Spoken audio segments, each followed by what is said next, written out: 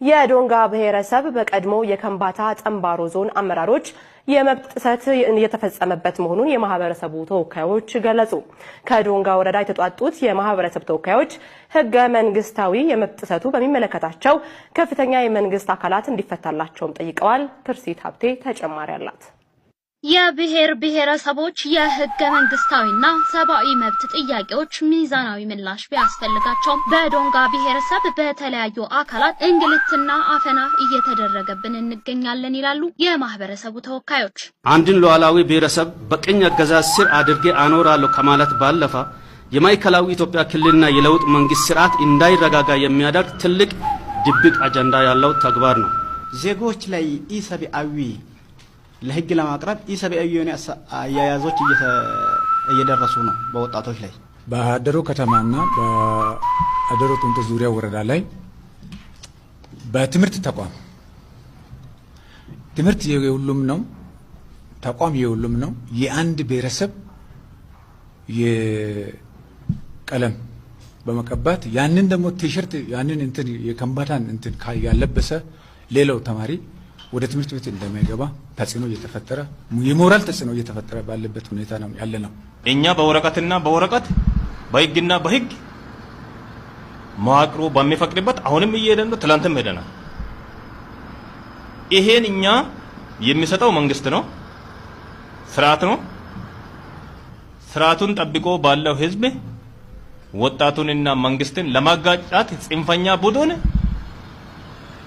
በባንዳ ተደራጅቶ ብሔረሰቡ ባለበት መቀመጫውን ጽንፈኞችን እየላካ የግጭት አመጽ እየቀሰቀሰ ነው። ወረዳው በቱሪዝም ሀብቱ የታወቀ ቢሆንም ባህላዊ እሴቶቻችንና ተፈጥሯዊ ይዞታችንን በህገወጥ ተግባር እየተዘረፍን እንገኛለን ይላሉ።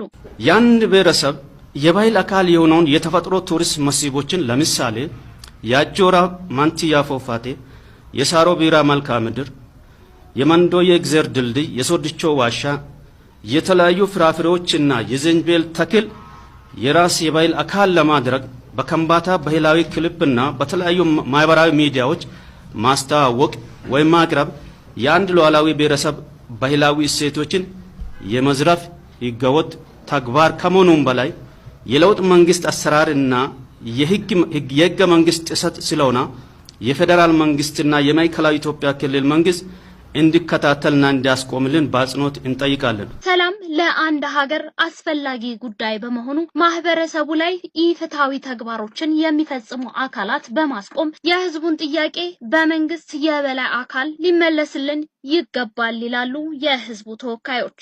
ይህ የዞኑ ህገወጥ ተግባር የለውጥ መንግስት ለብሔር ብሔረሰቦች እኩልነትና ፍትሃዊ ተጠቃሚነትን ለማረጋገጥ የሚረባረበውን ጉዞ የሚገታ ትልቅ ማነቆ ስለሆነ የማዕከላዊ ኢትዮጵያ ክልል መንግስት ጣልቃ በመግባት ከዚህ ተግባራቸው በፍጥነት እንዲታቀቡ የኃላፊነት ሚናውን እንዲወጣ አበክረን እንጠይቃለን።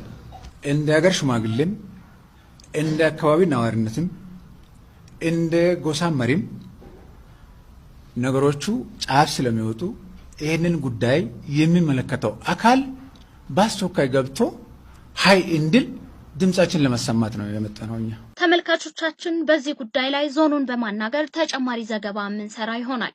ትኩረቱ በስራ ፈጠራ በቴክኖሎጂና ኢኖቬሽን ላይ ያደረገው እንቆጳ ጉባኤ የፊታችን ጥቅምት 1 እና 2